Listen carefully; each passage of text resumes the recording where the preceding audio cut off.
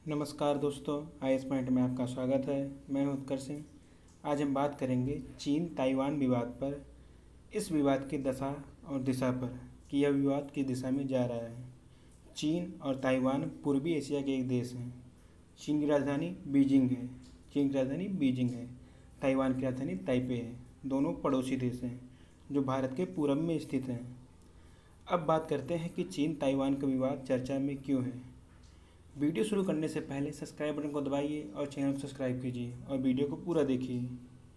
बीते दिनों में भारत और चीन के संबंधों में तनाव के चलते चीन ने अपने 2 दिवसीय सैन्य अभ्यास के दौरान ताइवान की सीमा के करीब अपनी सैन्य शक्ति का प्रदर्शन किया, जिसमें चीन और ताइवान के बीच तनाव और अधिक गहरा हो गया है। चीन की नीयत रही है कि वह हमेशा अपने पड़ोसी देश से संघर्ष मोल लेता रहा है। वह अपने पड़ोसी देशों को हमेशा परेशान करता रहा है। अब भारत और चीन के संबंध में तनाव तो है ही, अब वो अपना शक्ति प्रदर्शन ताइवान की सीमा पर कर रहा है। ध्यातव्य है कि चीन का यह युद्धाभ्यास ऐसे समय में किया गया जब अमेरिका के आर्थिक मामलों के उप मंत्री ताइवान के दौरे पर गए थे।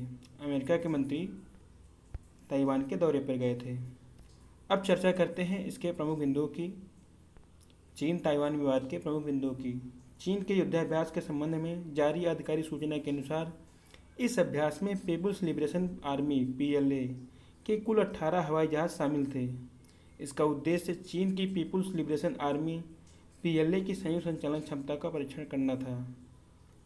वहीं दूसरी ओर इस संबंध में ताइवान द्वारा जारी बयान के अनुसार चीन युद्धाभ्यास के माध्यम से इस क्षेत्र की शांति और स्थिरता को गंभीर रूप से नुकसान पहुंचाने का प्रयास कर रहा है। चीन इस युद्धाभ्यास से कह रहा है कि वह अपने 18 हवाई जहाज़ों के संयुक्त संचालन क्षमता का परीक्षण कर रहा था, जबकि ताइवान कह रहा है कि वह इस क्षेत्र की शांति और स्थिरता को गंभीर रूप से नुकसान पहुंचाने का प्रयास कर रहा था। जानकारों के अनुसार यद्यपि चीन की इस कार्रवाई के कई कारण हो सकते हैं, किंतु इनमें मुख्य कारण हाल ही के कुछ दिनों में ताइवान और अमेरिका के बीच नज़दीकी संबंधों को माना जा रहा है। अब बात करते हैं चीन ताइवान विवाद की पृष्ठभूमि पर। चीन और ताइवान विवाद कोई नया विवाद नहीं है। चीन ताइवान पड़ोसी देश हैं। इनका विवाद का इतिहास बहुत पुराना है। उपलब्ध प्रमाणों के अनुसार तांग राजवंश 618 से 907 ईस्वी के समय से चीनी लोग मुख्य भूमि से बाहर निकलकर ताइवान में बसने लगे थे। वर्ष 1624 से 1661 तक चीन एक डच, वर्तमान में नीदरलैंड उपनिवेश था। 1624 से 1661 तक चीन नीदरलैंड का एक उपनिवेश था। हालांकि चीन और ताइवान के बीच लंबे समय से चल रहे संघर्ष की पृष्ठभूमि को समझने के लिए हमें वर्ष 1894 की घटना पर नज़र डालने की आवश्यकता है, जब चीन के चिंग राजवंश, चिंग डायनेस्टी और जापान के साम्राज्य के बीच पहला चीन जापान युद्ध लड़ा गया था। तकरीबन 1 वर्ष तक चलने वाले इस युद्ध में अंततः जापानी साम्राज्य की जीत हुई तथा जापान ने कोरिया और दक्षिण चीन सागर में अधिकांश भूमि पर कब्जा कर लिया, जिसमें ताइवान भी शामिल था। 1894 में हुए युद्ध में जापानी साम्राज्य ने चीनी साम्राज्य को परास्त कर दिया और चीन की कुछ भूमों को कब्जा कर लिया, जिसमें कोरिया और दक्षिण चीन सागर और ताइवान थे। जापानी सेना के विरुद्ध मिली हार के कारण चीन की जनता में राजतंत्र के विरुद्ध संदेह पैदा हो गया और चीन में राजनीतिक विद्रोह की शुरुआत हो गई, जो होना लाजिमी था। चीन में विद्रोह की शुरुआत वर्ष 1911 में हुई थी और 12 फरवरी 1912 को चीन में साम्राज्यवाद समाप्त कर दिया गया। इस तरह चीन में राष्ट्रवादी कुओमिंतांग पार्टी की सरकार बनी और जितने क्षेत्र चिंग राजवंश के अधीन थे वे सभी चीन के नई सरकार के क्षेत्राधिकार में आ गए। चीन में 1911 में सन्यात सेन के नेतृत्व में विद्रोह हुआ, जहां पर राष्ट्रवादी कुओमिंतांग पार्टी की सरकार बनी, जिसने चिंग राजवंश के जितने भी क्षेत्र अधीन थे वो चीन की सरकार में शामिल हो गए। इस दौरान चीन का आधिकारिक नाम रिपब्लिक ऑफ चाइना कर दिया गया। चीन का आधिकारिक नाम रिपब्लिक ऑफ चाइना उस समय था। द्वितीय विश्व युद्ध में जापान की पराजय के बाद ताइवान पर फिर से राष्ट्रवादी कुओमिंतांग पार्टी का अधिकार मान लिया गया।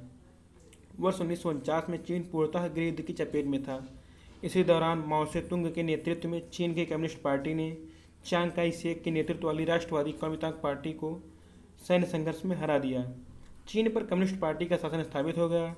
इस दौरान चियांग काई शेक राष्ट्रीय कुओमिंतांग पार्टी के सदस्यों के साथ ताइवान चले गए और वहां पर उन्होंने अपना सरकार बनाई। ध्यातव्य है कि चीन की कम्युनिस्ट पार्टी उस समय ताइवान पर कब्जा नहीं कर पाई थी, क्योंकि कम्युनिस्ट पार्टी की नौसेनी क्षमता काफ़ी कम थी।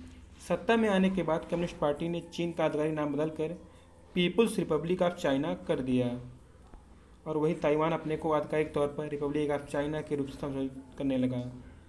ताइवान अपने आप को पुराना चीन मतलब रिपब्लिक ऑफ चाइना करने लगा, और कम्युनिस्ट पार्टी ने चीन का नाम बदलकर पीपुल्स रिपब्लिक ऑफ चाइना कर दिया। ताइवान विवाद संबंधी मुख्य मुद्दों पर इसे अब चीन और ताइवान के बीच सबसे बड़ा विवाद आधिकारिक पहचान को लेकर है, जहां एक ओर चीन की communist party people's republic of China के लिए आधिकारिक मान्यता चाहती है, वहीं ताइवान के लोग रिपब्लिक ऑफ चाइना के लिए आधिकारिक मान्यता चाहते हैं। उल्लेखनीय है कि विश्व के अधिकांश देश पीपुल्स रिपब्लिक ऑफ चाइना को तो मान्यता देते हैं, लेकिन रिपब्लिक ऑफ चाइना को मान्यता देने वाले देशों की संख्या काफ़ी कम है। इसके अलावा चीन का एक बड़ा वर्ग ऐसा भी है जो ताइवान को चीन का अभिन्न अंग के रूप में देखता है। इस वर्ग को वन चाइना पॉलिसी का समर्थक माना जाता है। इस समूह के अनुसार ताइवान चीन का अभिन्न अंग है, और जो लोग पीपुल्स रिपब्लिक ऑफ चाइना के साथ कूटनीतिक संबंध स्थापित करना चाहते हैं, उन्हें रिपब्लिक ऑफ चाइना के साथ अपने कूटनीतिक संबंध समाप्त करने होंगे।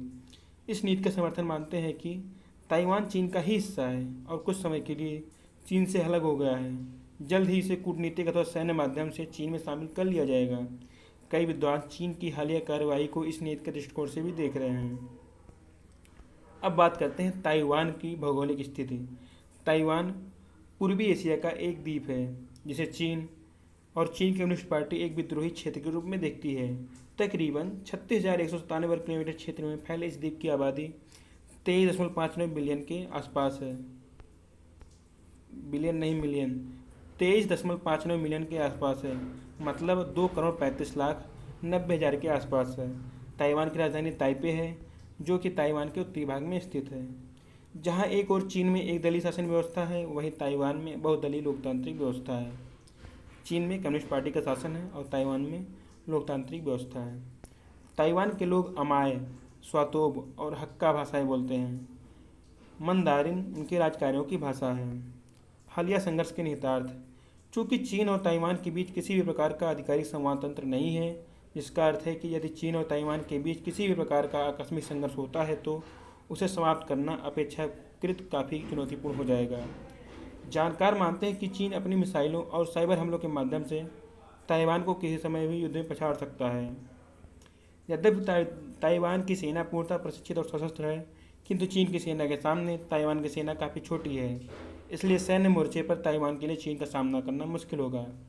हालांकि युद्ध चीन के लिए भी अंतर्राष्ट्रीय प्रतिष्ठा और आर्थिक दृष्टिकोण से काफ़ी नुकसानदायक होगा, और संभव है कि इस प्रकार के युद्ध के पश्चात चीन के पश्चिमी देशों के प्रतिबंधों का सामना करना पड़ेगा। चीन की सेना दुनिया की सबसे बड़ी सेना है। चीन ताइवान विवाद में अमेरिका। अब बात करते हैं चीन ताइवान विवाद में अमेरिका का क्या रुख है।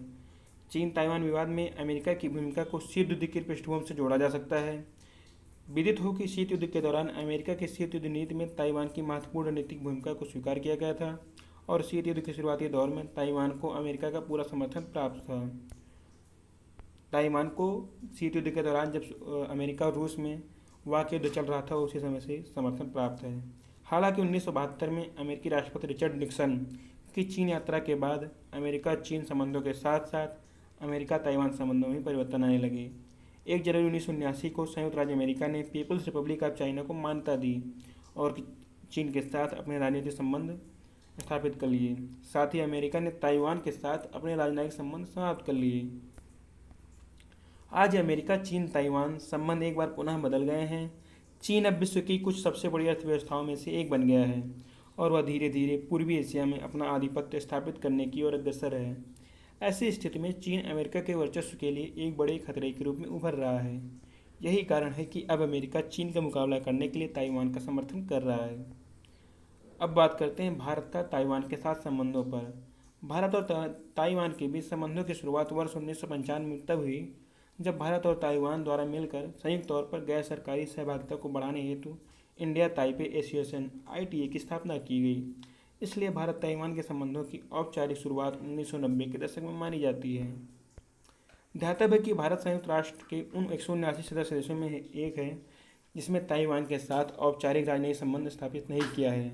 हालांकि जानकार मानते हैं कि भारत समेत विश्व के तकरीबन 80 ऐसे देश हैं जिन्होंने ताइवान के साथ अनौपचारिक और आर्थिक संबंध स्थापित किए हुए हैं। उल्लेखनीय है कि हाल में ताइवान ने कोरोना वायरस कोविड-19 रोगियों के इलाज में लगे चिकित्सा कर्मियों की सुरक्षा के लिए भारत को 1 मिलियन फेस मास्क प्रदान किए थे। अगर वीडियो से कुछ भी जानकारी मिले तो वीडियो को लाइक कीजिए, दोस्तों में शेयर कीजिए और चैनल को सब्सक्राइब कीजिए। धन्यवाद।